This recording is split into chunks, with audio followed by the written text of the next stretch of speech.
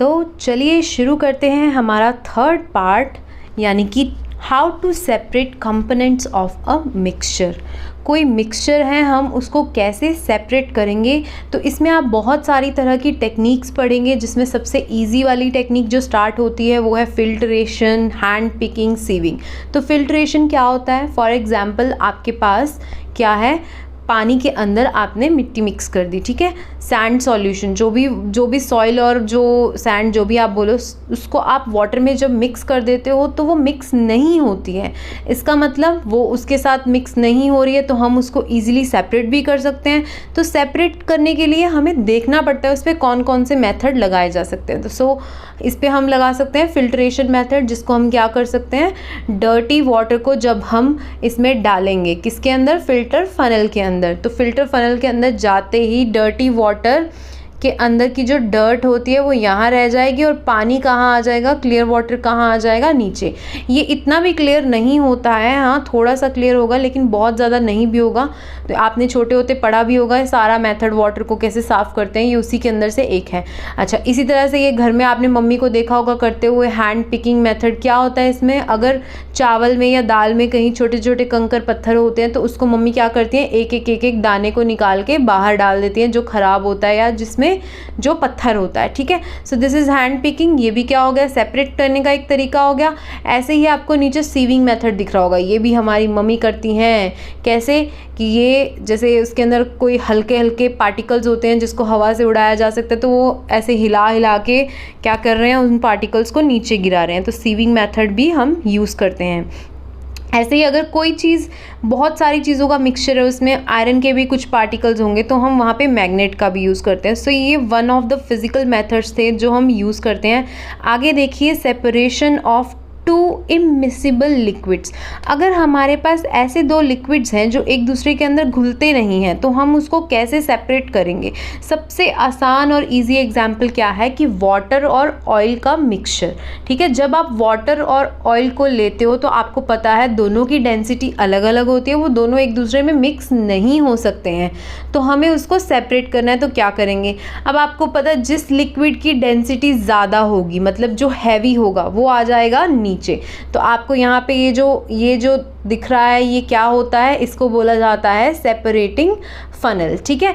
इसमें क्या होगा, जैसे ही आप ऑयल और वाटर का जो भी आपने सैंपल लिया था, ऑयल और वाटर को मिक्स किया था, जब आप इसके अंदर डाल दोगे तो जितना भी ऑयल है, क्योंकि उसकी डेंसिटी क्या होती है, लो, तो लो लिक्विड वाला, जो लो डेंसिटी वाला लिक्विड है वो कहाँ आ जाएगा, ऊपर की तरफ, और हाई डेंसिटी जैसे कि वाटर जो हैवी है वो कहाँ आ जाएगा, नीचे की तरफ। तो जब इन दोनों को इसके अंदर डाल दिया जाता है सेपरेटिंग फनल में, तो यहाँ से जो ये टैप है इसको खोलकर सारे के सारे वाटर को तो कहाँ कलेक्ट कर लिया जाता है, यहाँ नीचे बीकर में, और जो ऊपर ऑरेंज कलर का जो यहाँ आपको दिख रहा है ये ऑयल या फिर जो लो डेंसिटी लिक्विड है, वो कहाँ रह जाएगा, सेपरेटिंग फनल में ऊपर रह जाएगा। तो उसको अलग बीकर के अंदर हम कलेक्ट कर सकते हैं। सो इस तरह से सेपरेटिंग फनल से हम इन दोनों को क्या कर सकते हैं, सेपरेट कर सकते हैं। सो सेपरेटिंग फनल यूज़ होती है टू इमिसिबल लिक्विड्स को अलग करने के लिए। आ गया समझ, बिल्कुल आसान है, कोई डरने की बात ही नहीं है।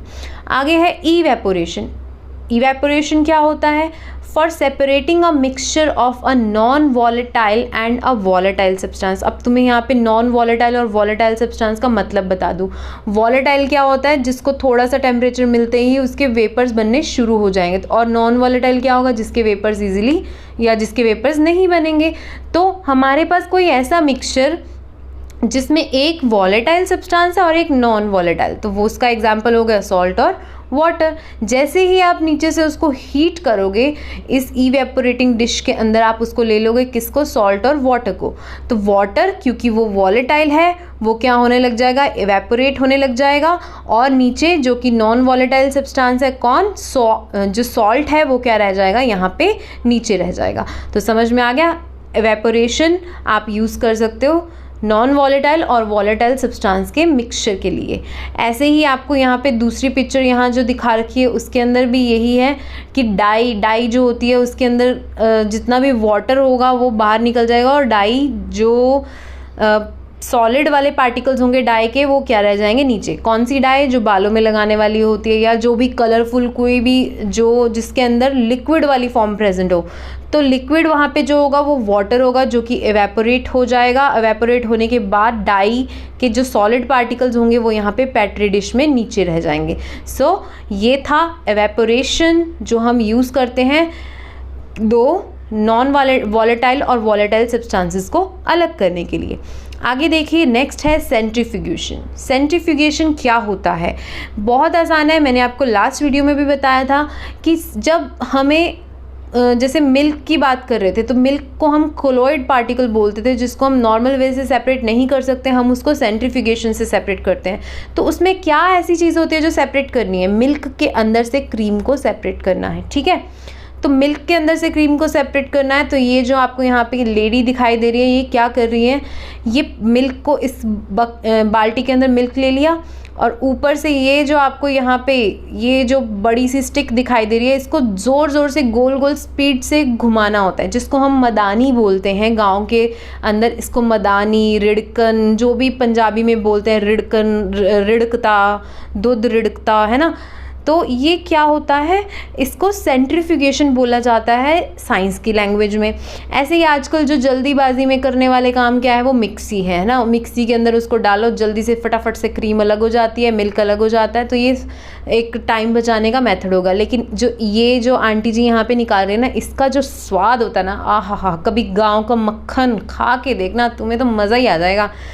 तो ऐसे ही जैसे मिल्क से क्रीम को सेपरेट किया जाता है, ऐसे ही बटर से क्रीम को सेपरेट किया जाता है। और इसी तरह से जो हमारे घर में वॉशिंग मशीन होती है, वो वेट क्लोथ्स को उसके अंदर से वाटर को निकाल देती है जब हम उसको ड्रायर में डालते हैं। तो ये सारा का सारा मेथड असल में क्या है? सेंट्रीफ्यूगेशन। क्या है? सेंट्रीफ्यूगेशन। तो आगे देखिए, अच्छा किस लिए सेंट्रीफ्यूगेशन यूज़ होता है? डेंस पार्टिकल्स को लाइटर पार्टिकल से अलग करने के लिए। भारे भारे जो पार्टिकल्स होंगे ना, जैसे कि क्रीम और मिल्क में से मिल्क हल्का होगा और क्रीम हैवी होगी, तो क्रीम अलग होने लग जाएगी, ठीक है। तो ये अलग अलग हो जाते हैं। आगे देखिए, सब्लिमेशन। सब्लिमेशन जो कि तुम पहले भी पढ़ चुके हो फर्स्ट चैप्टर के अंदर। सब्लिमेशन क्या प्रोसेस होती है? जिसके अंदर डायरेक्ट एक सॉलिड या तो सीधा गैस बन जाता है, या फिर गैस जो होती है वो सॉलिड बन जाती है, ठीक है। तो हमें इसके अंदर कैसे इसको यूज़ करना है? सो सब्लिमेशन क्या कह रहा है? To separate a sublimable component from a non sublimable component. क्या मतलब हुआ इसका? ऐसा कॉम्पोनेंट जो कि डायरेक्ट गैस बन जाएगा, और ऐसा कंपोनेंट जो कि डायरेक्ट गैस नहीं बनता। अगर वो दोनों एक साथ जुड़े हुए हैं, उनको अलग करने के लिए सब्लिमेशन किया जाता है, ठीक है। तो आपको यहाँ जो नीचे एग्जाम्पल दिखाई दे रहा है जो पिक्चर के अंदर, वो क्या है कि यहाँ ले रखा है अमोनियम क्लोराइड का सॉल्ट, ठीक है। अमोनियम क्लोराइड का सॉल्ट, जिसका फॉर्मूला होता है NH4Cl, ठीक है। ये ले रखा है अमोनियम क्लोराइड यहाँ पे। जैसे ही आप नीचे से बर्नर ऑन करते हो, हीट होनी शुरू होती है। ये चाइना डिश के अंदर रखा और उसके ऊपर क्या उल्टा करके रख दिया? देखो ध्यान से, ये फनल जिसके अंदर तुमने वो पीछे फिल्टर पेपर वाला यूज़ किया था, बस इसको क्या कर दिया? उल्टा करके रख दिया, ठीक है। जैसे ही आप इसको उल्टा करके इसके ऊपर रखोगे और हीट करना शुरू करोगे, और ऊपर से इसको क्या कर दोगे? कॉटन प्लग लगा दोगे। ये ज़रूर लगाना है। क्या होगा इससे? जितने भी अंदर वेपर्स बनेंगे वो अंदर ही रह जाएंगे, ठीक है। तो ये जो सॉल्ट है, जैसे ही गर्म होना शुरू होगा, इसके बनेंगे वेपर्स। जो ये सॉलिडिफाइड अमोनियम क्लोराइड होगा वो तो यहाँ चिपक जाएगा, ठीक है, और इसके वेपर्स भी बन जाएंगे। तो हमें वहाँ पे कॉटन प्लग लगाने का क्या फ़ायदा हुआ कि जो सब्लिमेबल था, मतलब जो सीधा डायरेक्ट गैस बन गया था, कौन? ये है ना, जिसके वेपर्स बन गए, तो डायरेक्ट गैस बनना शुरू हो गया था। वो कहाँ आ गया? कॉटन के प्लग के अंदर आपको वो दिखाई भी दे जाएगा। तो वो अलग अलग हमने उसको क्या कर दिया? सेपरेट कर दिया। So this was the method. क्या बोला जाता है इसको? सब्लिमेशन। आगे देखिए, क्रोमेटोग्राफी, जो कि तुम्हें करवाया भी गया होगा शायद छोटी क्लासेस में। बहुत आसान मेथड है। क्या होता है इसके अंदर कि हमें जैसे इंक की अगर बात की जाए कि ब्लैक कलर की जो इंक होती है वो कितने कलर्स का कॉम्बिनेशन, अब तुम कहोगे मैम ब्लैक कलर कौन से कॉम्बिनेशन, बिल्कुल जो ब्लैक कलर की इंक होती है उसके अंदर बहुत सारे कलर्स होते हैं, वो एक सिंगल कलर से नहीं बनाई जाती। तो ये चेक करने के लिए कि उसके अंदर कितने कलर्स हैं, हम उस पर कौन सा मेथड लगाते हैं, chromatography. So separation of dyes in black ink using chromatography. अब इसमें क्या किया, सबसे पहले एक स्ट्रिप ले ली पतली सी फिल्टर पेपर की, ठीक है, या आप ये भी कह सकते हो कि एक पेपर आता है जिसका नाम होता है क्रोमेटोग्राम। क्या नाम होता है, क्रोमेटोग्राम। ये एक पेपर होता है, ठीक है। इसकी छोटी सी स्ट्रिप लेके हमें उसके ऊपर नीचे से थोड़ी सी 1-2 सेंटीमीटर की जगह छोड़कर क्या लगानी होती है, एक लाइन लगानी होती है, और उस लाइन के ऊपर क्या लगाना होता है, जो भी जिस भी इंक का हम सैंपल चेक करना चाहते हैं उसका एक डॉट लगा देना होता है, ठीक है।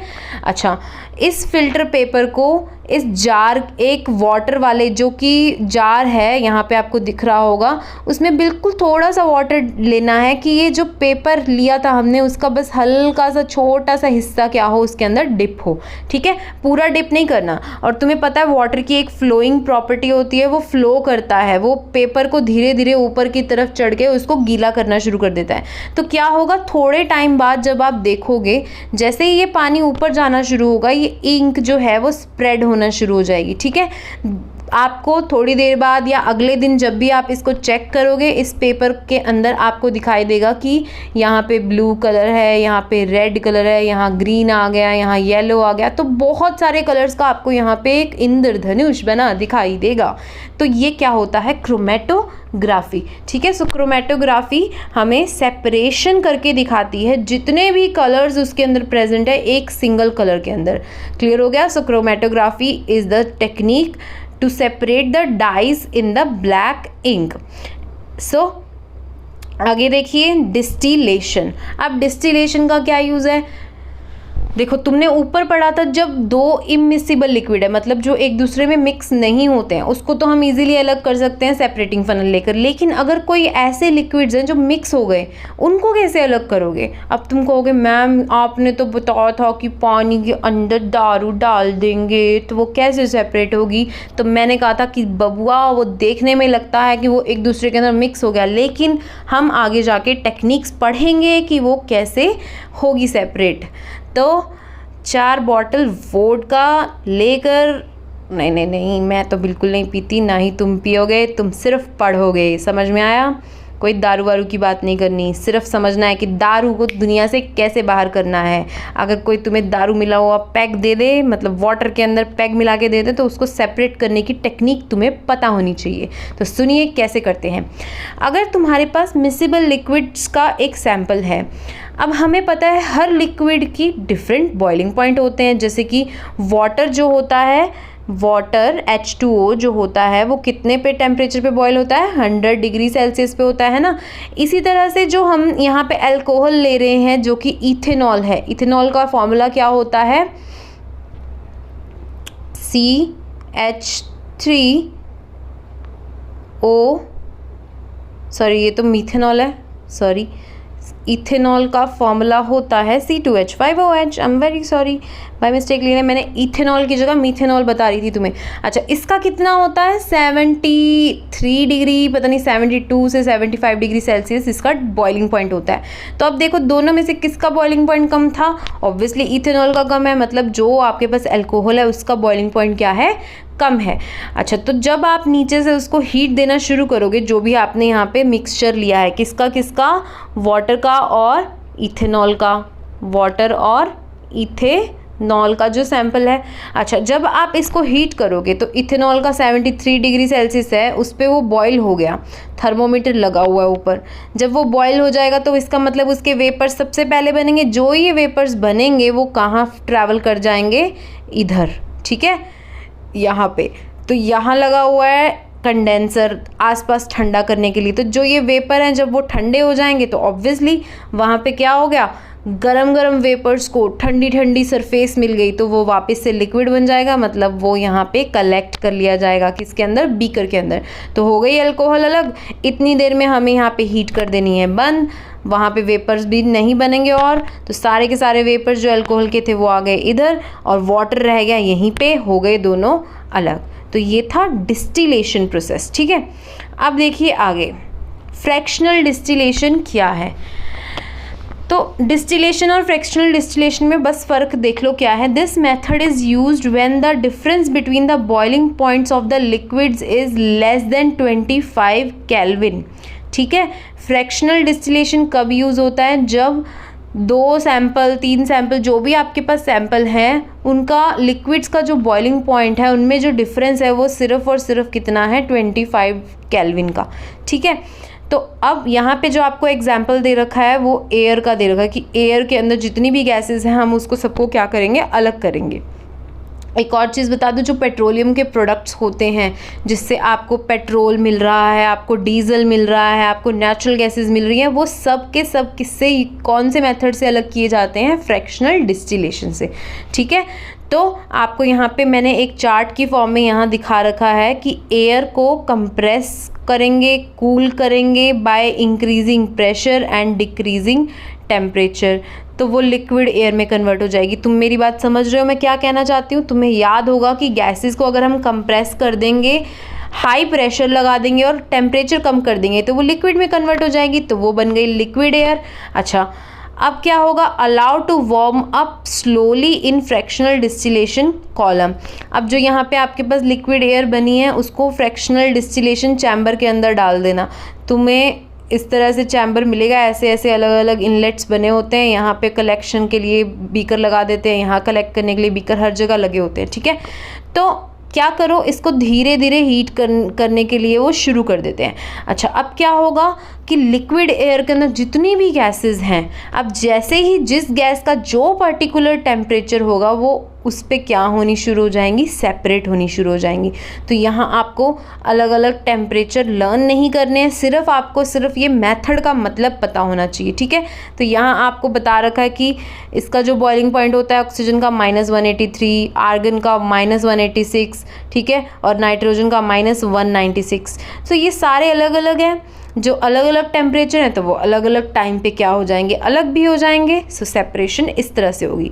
और ज़्यादा क्लियरली देखने के लिए देखिए यहाँ पे, तो देखो इसमें क्या होता है, जैसे ही आप यहाँ से फिल्टर्ड एयर को भेजते हो, कहाँ से, अब लेफ़्ट साइड से देखना शुरू करो, यहाँ से फिल्टर्ड एयर अंदर गई, यहाँ हाई प्रेशर पे ये हॉट एयर इधर से पास होनी शुरू होती है। अब ये जो पाइप लगी हुई है ना, जो ये तुम्हें गोल गोल सांप की तरह दिखाई दे रही है, ये क्या है, यहाँ पे ठंडा पानी अंदर डाला जाता है और गर्म पानी बाहर निकल जाता है। ठीक है, तो ये आसपास की जितनी भी यहाँ पे एयर जा रही होगी उसको ठंडा कर देगा। समझ रहे हो मेरी बात क्या कह रही हूँ मैं। जो ये चैम्बर है, इस चैम्बर में ये हॉट एयर एंटर करती है यहाँ से, लेकिन आसपास की पूरी पाइप अगर उसको ठंडा कर रही है तो वो एयर भी ठंडी हो जाएगी और कंप्रेस होकर एयर आगे आएगी। ठीक है, तो कंप्रेस हो गई मतलब वो ठंडी हो चुकी है, अब लिक्विड बन चुकी है। तो अब यहाँ पे क्या होगा, सेपरेटर कॉलम में आएगी। यहाँ पे क्या होता है, ड्राई आइस बनती है। ये तुम्हें इतना ज़्यादा याद करने की ज़रूरत नहीं है, तुम्हें गैसेस का सिर्फ ये देखना है कि अलग अलग टेम्परेचर पे वो निकलती है। ठीक है, तो सबसे पहले यहाँ पे तुम्हें दिखेगी कि ड्राई आइस निकल गई। उसके बाद ये लिक्विड एयर जब आगे फ्रैक्शनल डिस्टिलेशन कॉलम में जाती है तो तुम्हें दिख रहा होगा नाइट्रोजन बाहर निकल गई, आर्गन बाहर निकल गई और बची हुई लिक्विड ऑक्सीजन बाहर निकल गई। तो ये सारी की सारी गैसेस क्या हो गई, अलग हो गई। बस यही तुम्हें दिखाना था। तो सिंपली इस पे क्वेश्चन क्या आता है कि हम एयर को कैसे सेपरेट कर सकते हैं, तो तुम क्या बोलोगे, फ्रैक्शनल डिस्टिलेशन मेथड से हम इसको सेपरेट कर सकते हैं, क्योंकि इसके अंदर क्या होता है, हम एयर को पहले लिक्विड एयर में कन्वर्ट करते हैं, मतलब हम उसको लिक्विड बना के फिर उसके अलग अलग बॉइलिंग पॉइंट पे उनको क्या कर देते हैं, सेपरेट कर देते हैं। समझ गए। अब देखिए अगला मेथड, क्रिस्टलाइजेशन। अब क्रिस्टलाइजेशन क्या है, क्रिस्टलाइजेशन मेथड क्या होता है, जब हमें किसी सॉल्यूशन में से सॉलिड को प्योर फॉर्म में बाहर निकालना है। ठीक है, तो यहाँ आपको दिख रहा होगा कि हम यहाँ पे 4 स्टेप्स देख रहे हैं। यहाँ पे चारों स्टेप्स को बहुत ध्यान से सुनते जाना। क्या है ये? हमने एक फर्स्ट स्टेप के अंदर क्या लिया, सॉल्वेंट लिया और उसके अंदर इम्प्योर सॉलिड डाल दिया। इम्प्योर मतलब इसमें बहुत सारी क्या नाम है, मिलावट है, ठीक है, इम्प्योर है, ये प्योर नहीं है।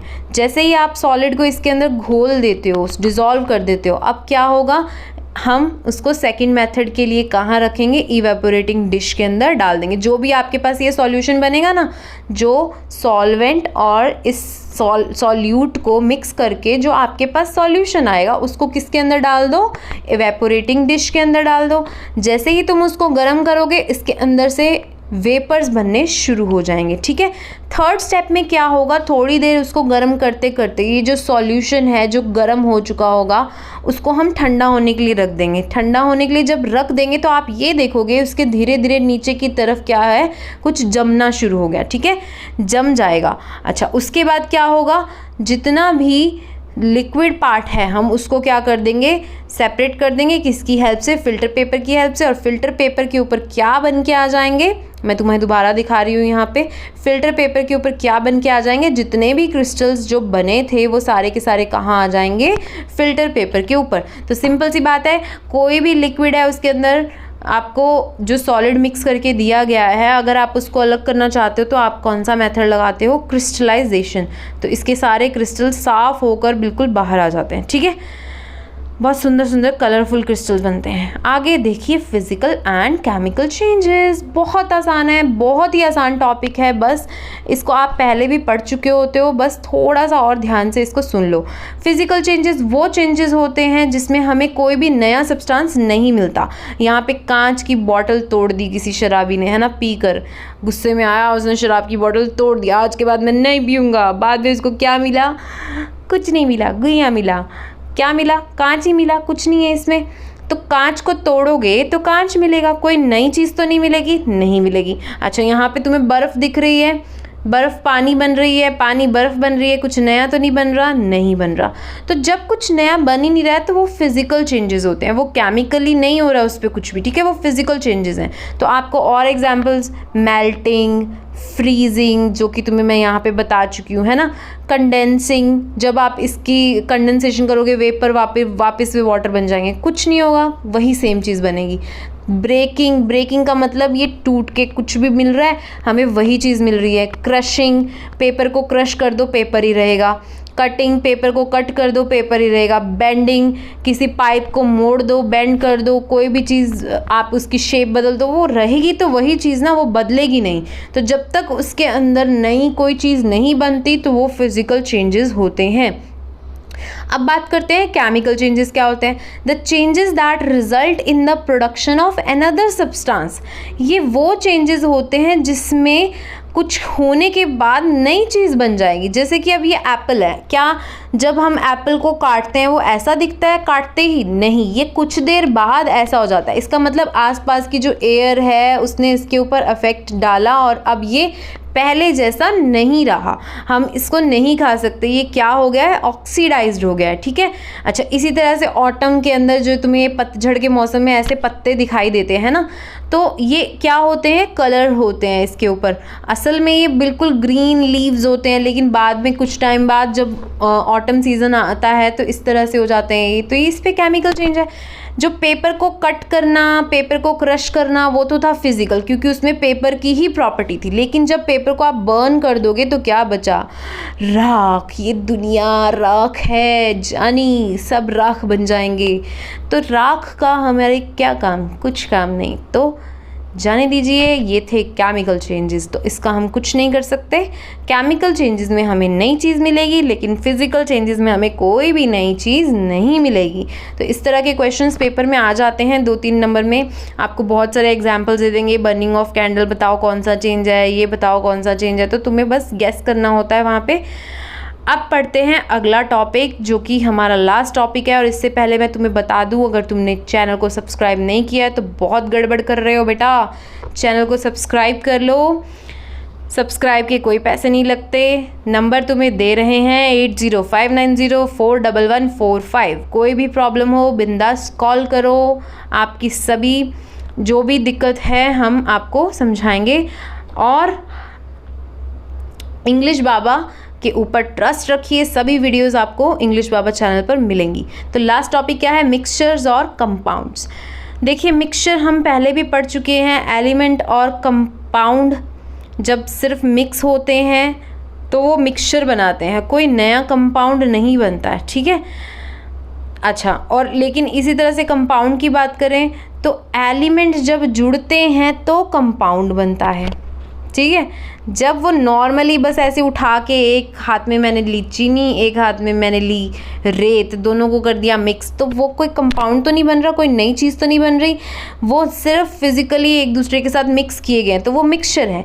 लेकिन अगर मैं क्या कर दूँ, दो एलिमेंट्स को रिएक्ट करवा दूँ केमिकली, तो वो कंपाउंड बना देंगे। समझ गए मेरी बात? वाटर वाला एग्जाम्पल पहले भी बताया हुआ है, ये केमिकल रिएक्शन से बनता है। अच्छा, a mixture has a variable composition.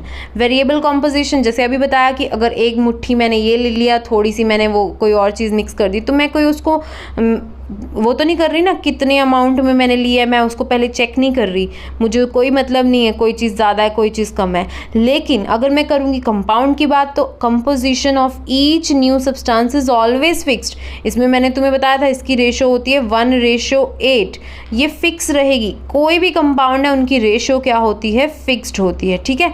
अच्छा, आगे क्या बोल रहे हैं इसमें, a mixture shows the property of constituent substances. जैसे अगर रेत है उसके अंदर, चलो रेत यार बार बार रेत का एग्जाम्पल अच्छा नहीं लगता, चलो अगर मैंने एक प्लेट के अंदर क्या डाल दी, चीनी डाल दी थोड़ी सी, ठीक है, और उसी प्लेट के अंदर मैंने मिट्टी डाल दी रेत छोड़ो मिट्टी ले लेते हैं, तो अब दोनों की प्रॉपर्टीज तो अलग अलग है ना। Constituent properties of substances, mixture अपनी अपनी प्रॉपर्टी शो करेगा, लेकिन जो केमिकली जुड़े हुए जो यहाँ पे हम सब्सटेंसेस की बात कर रहे थे उनकी प्रॉपर्टी टोटली डिफरेंट हो जाएगी। हाइड्रोजन की अलग प्रॉपर्टी होती थी, ऑक्सीजन की अलग होती थी, लेकिन जुड़ने के बाद जब वो दोनों एक दूसरे के साथ जुड़ गए तो वो अलग प्रॉपर्टी दिखा रहा है खुद की कि वो एक लिक्विड है, ठीक है। सो पहले वो अकेले अकेले थे तो गैसेस थे, लेकिन जुड़ने के बाद वो बन गए लिक्विड, तो उनकी प्रॉपर्टी अलग हो गई।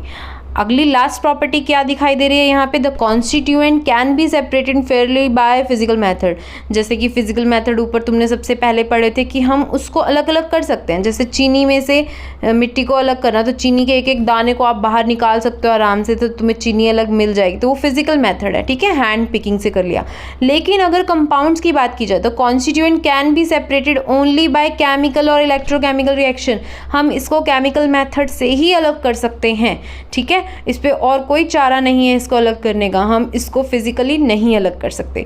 तो ये थे आपके दोनों के बीच का डिफरेंस, ये पूछा जाता है। और फिर लास्ट में तुम्हें एक पिक्चर दिखा दूँ, क्या दिखा रखा है इसमें, ये भुजिया, इसमें तुम्हें अलग अलग बहुत तरह के मिक्सचर दिख रहे हैं, तो ये ऑब्वियसली एक मिक्सचर का एग्जाम्पल हुआ है ना, मिक्सचर का एग्जाम्पल होगा। लेकिन नीचे जो तुम्हें पिक्चर दिख रही है इसको ध्यान से देखो, यहाँ ले लिया सोडियम का मेटल और ले ली क्लोरीन गैस।